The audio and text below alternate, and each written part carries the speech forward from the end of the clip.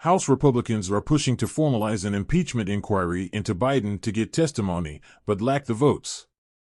House Republicans are pushing to formalize an impeachment inquiry President Joe Biden, according to several senior Republican sources, a change aimed at strengthening their stance against whites. House of Representatives and the president's son, as the stakes for obtaining key documents and testimony reach a critical juncture. So far, House Republicans have failed to secure the votes needed to legitimize their investigation, something former House Speaker Kevin McCarthy unilaterally did. September now begins, with a formal vote in the House of Representatives, a clear sign that the conference remains divided over whether there is evidence to impeach the president. Republicans want to strengthen their subpoenas and standing in court as they stare down potential legal battles with the White House, which recently told Congress the inquiry lacks constitutional legitimacy without a formal vote, and Hunter Biden, who told Congress Tuesday he is willing to testify publicly in the House Oversight Committee's inquiry into his actions instead of a private deposition. A source familiar with the strategy told CNN the president's son does not plan on backing down. On top of that, House Republican leadership is facing increasing pressure from its right wing and the party's base to show forward momentum in their investigation. Republicans will hold a key conference meeting on Friday to make their case and try to convince holdouts within their own party to get on board with an inquiry vote.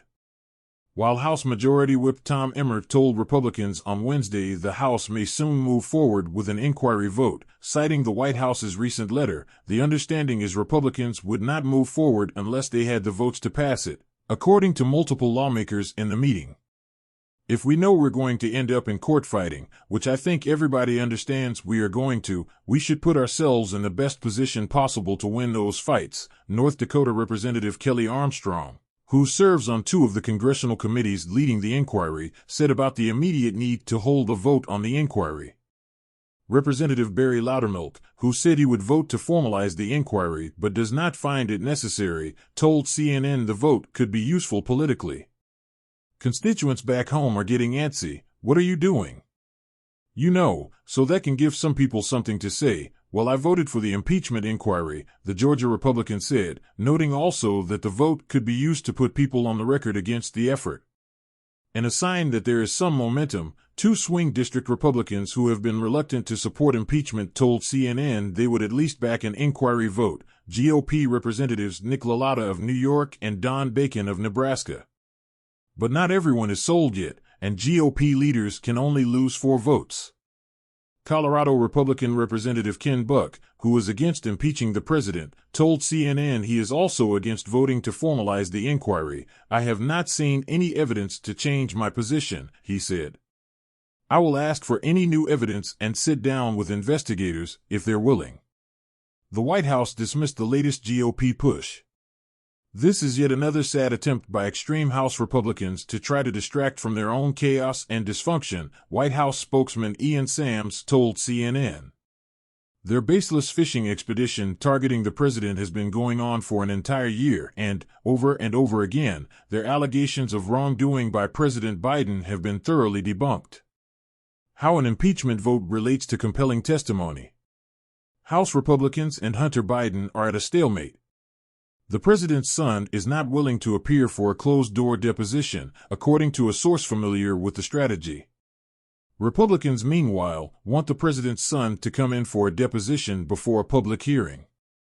Hunter has stated he will comply with subpoena, but he wants to do a public hearing. The fact that the committee won't agree to that demonstrates the paucity of what they have. This is part of a series the chairmen of these committees have misrepresented what have actually gathered, the source told CNN. They should take yes for an answer. The approach is part of the more aggressive strategy, spearheaded by Hunter Biden's lawyers, Kevin Morris and Abbe Lowell. As part of the new approach, he has sued several of his detractors like Rudy Giuliani and former Trump White House aide Garrett Ziegler. While Republicans like Armstrong remarked that the play by Hunter Biden's legal team is a smart political strategy, he said it won't work on Republicans.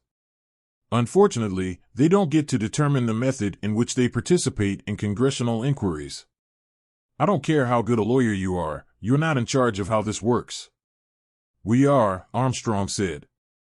House Republicans argue that formalizing the inquiry with a vote will give them a better chance of securing the closed-door testimony of the president's son and other witnesses who do not want to play ball on their terms. My understanding is it gives those subpoenas more teeth, Lalata told CNN. That when people are not responsive to the subpoenas issued by the three relevant committees, that when you formalize the vote of the House, those subpoenas have more weight in court, such not to be quashed.